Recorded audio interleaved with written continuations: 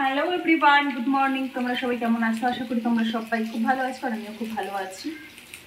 তো সকালবেলা আজকে উঠেছি, উঠে ঘরটার মানে মোটামুটি পরিষ্কার করে নিয়েছি। ঠিক আছে, পরিষ্কার করে কি হলো গো? পড়ে গেলে? সকালবেলা উঠে ঘরটার মোটামুটি পরিষ্কার করে নিয়ে এখন একটুখানি রান্না বসিয়েছি। মাছ ভাজা হয়ে গেছে অলরেডি, আর কিছু মাছ তুলে রেখেছি ভেজে। আর এখানে পটল আলু দিয়ে ঝোল করব,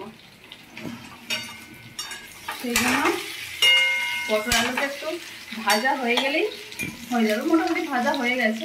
এবার এই যে আদা আছে, আদা, টমেটো, কাঁচা লঙ্কা, জিরে, হলুদ, নুন, একটুখানি কাশ্মীরি মির্চ, ব্যাস রান্না কমপ্লিট। মাছের ঝোল হয়ে গেলে বাবাইকে ভাত খেতে দেবো। বাবাই আজকে সকালবেলা দুধ বিস্কুট খেয়েছে, তারপর একটু বেদানা খাই দিয়েছিলাম, বেদানা খেয়েছে। এখন শশাটা ছাড়লাম, খেলো না, আমাকে খেতে হলো শশাটা। বাবাই তোমার মতো ফ্যান মোচা শিখে গেছে। কি করছো বাবা? কাটছে না তো?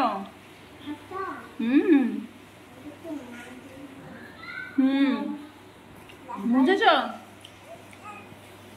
মোচো মোচো মোচো গন্দা হয়ে গেছে পুরো পাখাটা, তাই না বাবাই? গন্দা গন্দা দেখি কই? হ্যাঁ গন্দা। গন্দা হয়েছে, কত গন্দা পাখাটা হয়েছে রে বাবা।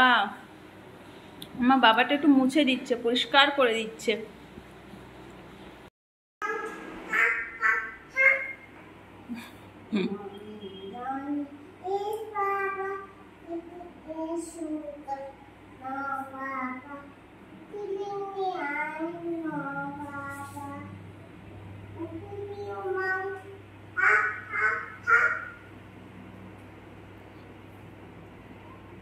কি আছো বাবাই? ও বাবাই কি আছো তুমি?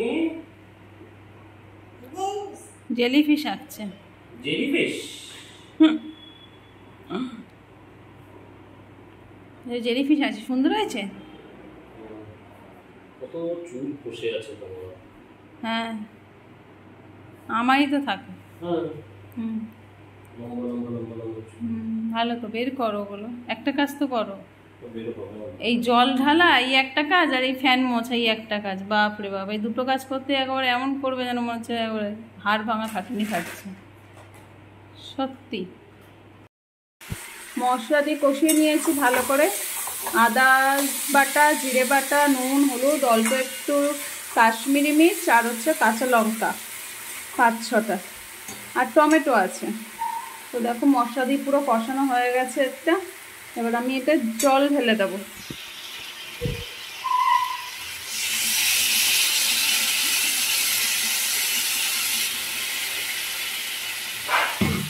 এবার একটুখানি নেড়ে দেবো আবার।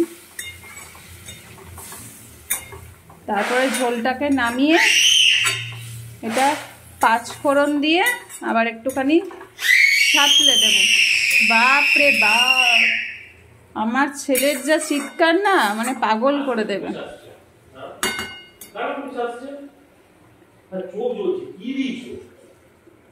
কিছুই দিইনি, যেরকম যতটা জল খাবে আমি একটু বেশি করেই জলটা দিয়ে দেবো, যাতে পরে আমাকে আর জলটা মিক্সড না করতে হয়। ব্যাস হয়ে গেল।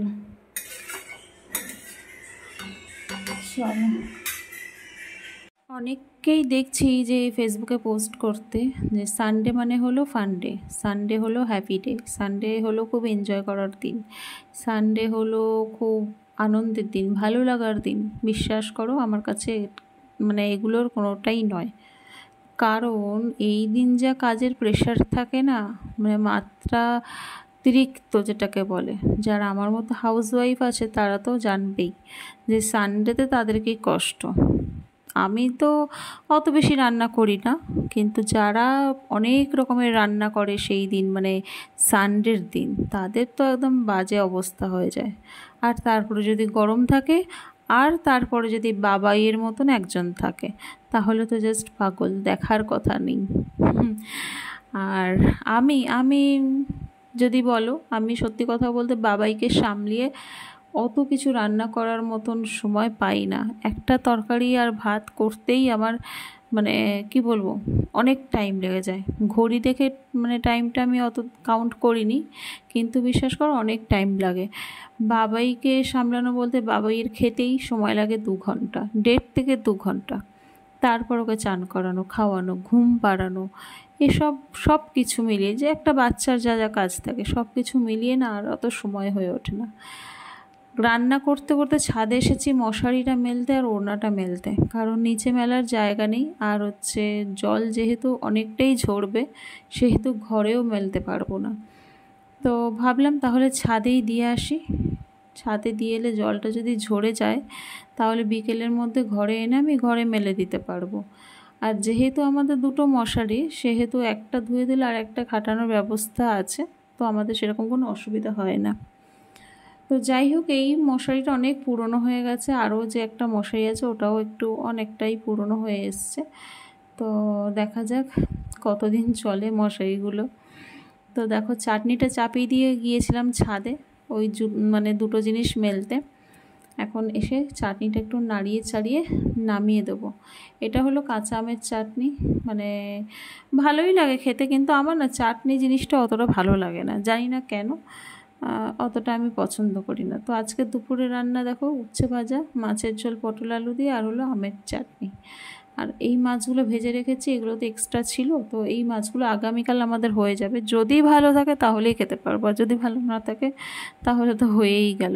আসলে নিজেদের ফ্রিজ না থাকলে যা হয়, আমাদের যদি নিজেদের ফ্রিজ থাকতো তাহলে আমি এতগুলো মাছ এখন ভাজতামই না। ওগুলো সোজা মানে যেটুকু দরকার আমাদের সেটুকু রান্না করতাম, আর মানে বাকি যে জিনিসটা সেটা আমি ফ্রিজে রেখে দিতাম, আগামীকাল বের করে আগামীকাল রান্না করে খেতাম।